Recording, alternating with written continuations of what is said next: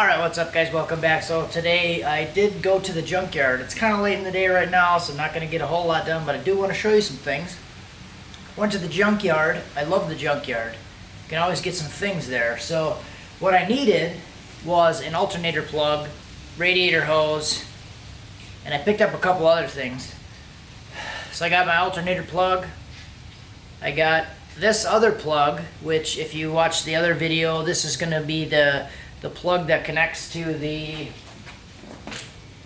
O2 sensor wiring plug over here. So this fits right on there, and then I'll be able to wire the O2 sensor in.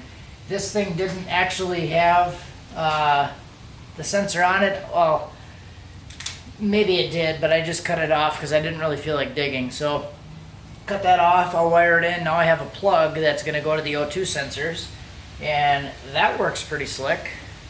I also picked up a different tensioner because you can never have too many tensioners laying around. The tensioner that I have on there, it's like frozen, it's stuck. It doesn't want to move around.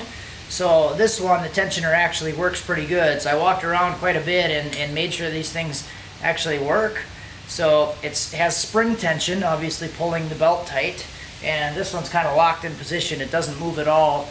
And if I do try to get it to compress the spring a little bit, it doesn't move. It just wants to tighten the bolt to the point where I almost feel like I'm going to break the bolt off. So this tensioner works. So that's good. I also picked up this radiator hose. This is like a top hose from a Silverado or something like that. I mean, the Silverado, Escalade, Tahoe, Suburban, whatever you want to call it, they're all the same. So this is typically the top hose. This goes in from the water net coming out of the water pump. I actually have one sitting right here. So this is the section that would come right on the top of the water neck here, and then this goes right over the top of the fan shroud and over the top of the radiator to the top driver's side. But if you notice, I already have the top hose already completed. So this is what I'm going to use for the bottom hose. So you might think that's kind of goofy, but let me explain it a little bit. So this is a 1 1/4 hose, and the water neck on the water pump is like a 1 1/2 out. So I did this on the truck, and I'll show you guys in a bit. I just like put some, I think I used some oil inside of here, and I just slammed it on. Lubricate it, slam it in. That's the best way to do it.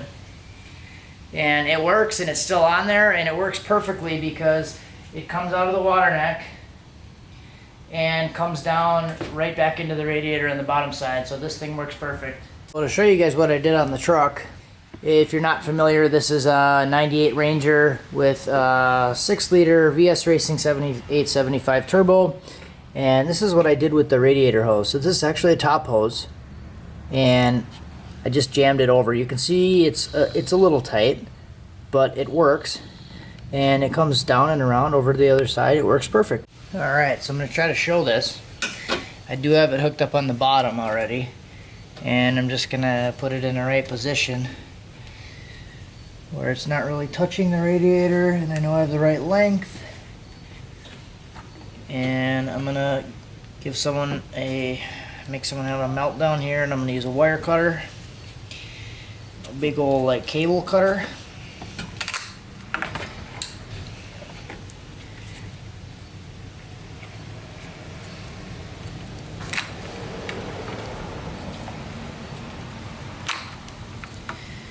We're just going to chop this thing up.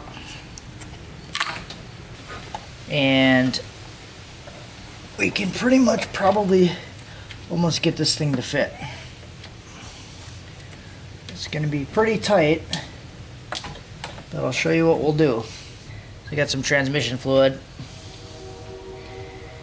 I was just sitting in a bucket next to me. Do what you can. Grab what's by you.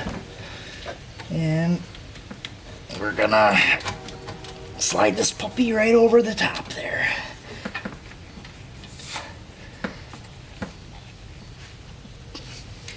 So it's actually this is actually a 1/4 inch bigger than it's supposed to be. It's 1.5 inches. And you're putting a 1 1/4 hose on, but just lube it up a little bit and jam it in.